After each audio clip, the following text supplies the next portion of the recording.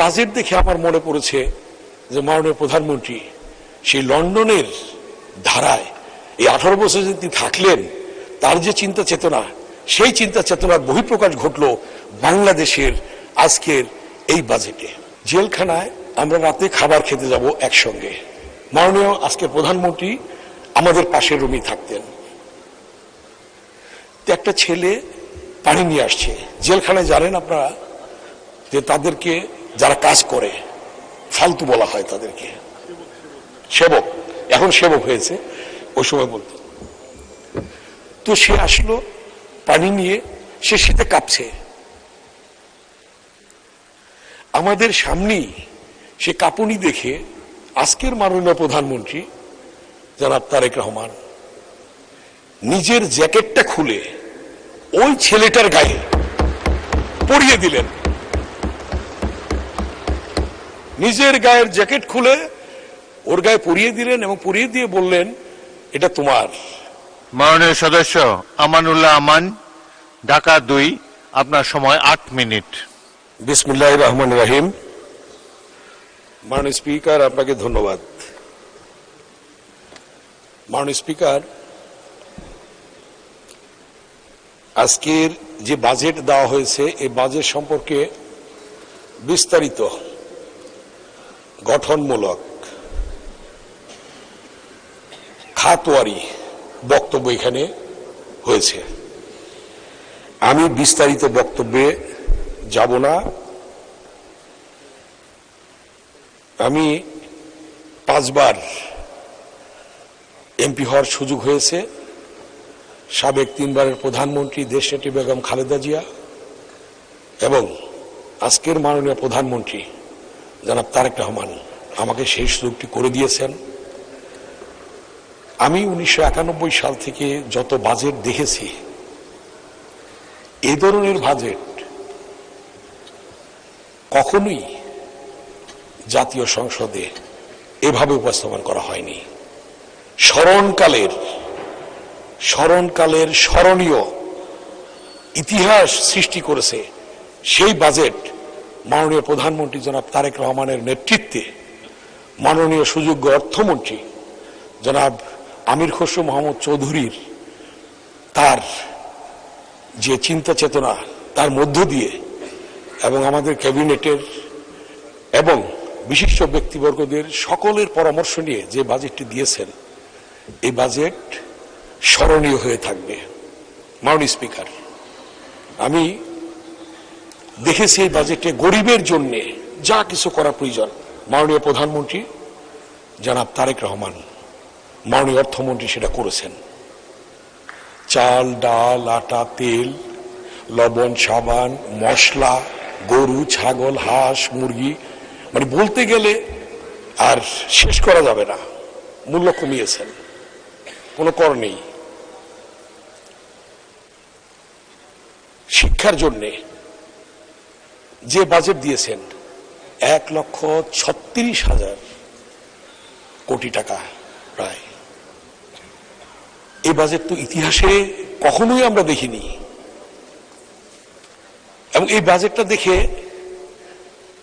বিশেষ করে মাননীয় প্রধানমন্ত্রী যে কর্মসূচি গ্রহণ করেছেন, যে প্রাইমারি শিক্ষায় তো বাধ্যতামূলক, সেখানে সেই ছাত্রছাত্রীদের জন্য মাননীয় প্রধানমন্ত্রী যে চিন্তা চেতনার বহিঃপ্রকাশ ঘটিয়েছেন, একটা ছাত্রীর জন্য একটা ব্যাগ, একটা শু, জামা কাপড় এবং মধ্যাহ্নভোজ, এইটা দেখে আমার মনে পড়লো মাননীয় প্রধানমন্ত্রী যে দীর্ঘ 18 বছর নির্বাসনে ছিলেন, লন্ডনে যে জিনিসটি প্রাইমারি শিক্ষার মধ্যে রয়েছে। কারণ আমার একটু সুযোগ হয়েছিল একটি প্রাইমারি স্কুলে যাওয়ার, ভিজিট করার লন্ডনে। সেখানে আমি দেখেছি এই ধরনের জামা কাপড়, শু, ব্যাগ, মধ্যাহ্নভোজ সেই স্কুলের রয়েছে।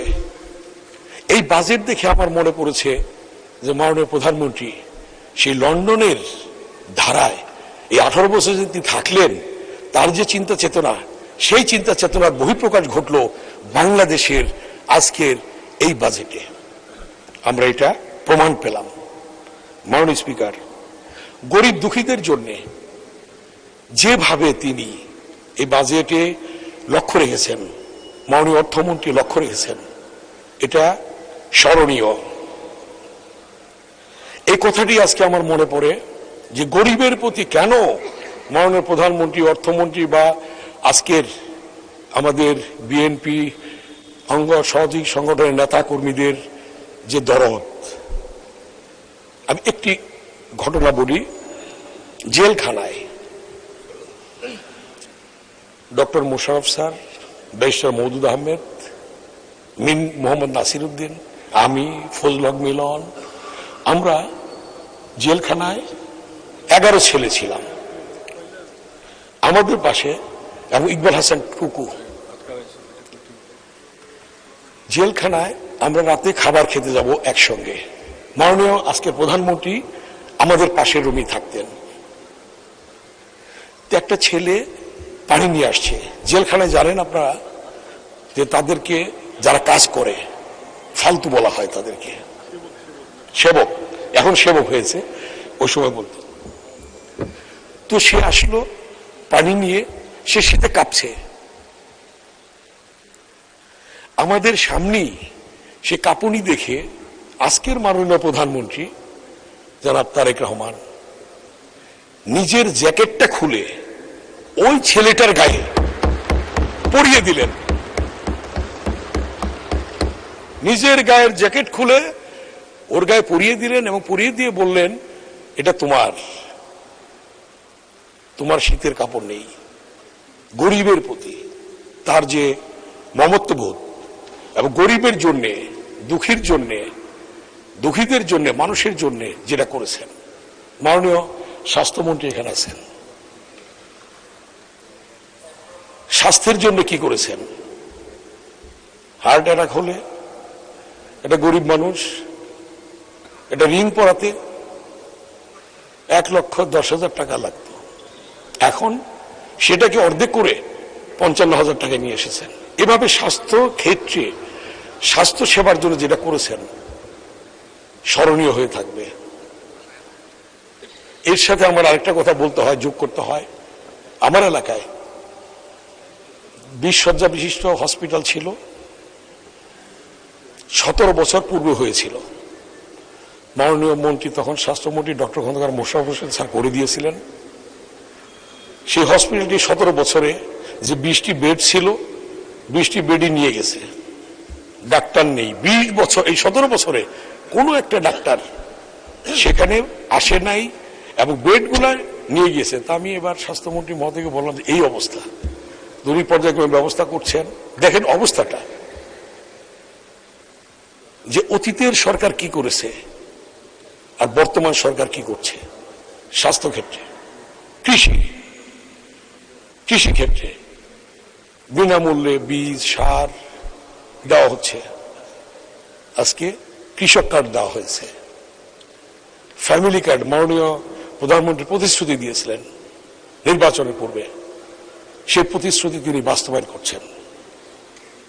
ফ্যামিলি কার্ড, কৃষক কার্ড, কৃষকের জন্য 10,000 টাকা ঋণ মৌকুফ করা, খাল খনন।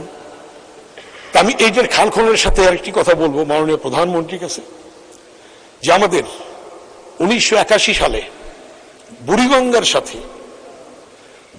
সাথে ধলেশ্বরী প্রায় 17 কিলোমিটার একটি খাল আছে। শহীদ প্রেসিডেন্ট জিয়াউর রহমান এই খালটি 1981 সালে খনন করেছিলেন নিজে গিয়ে। ধন্যবাদ মাননীয় সদস্য।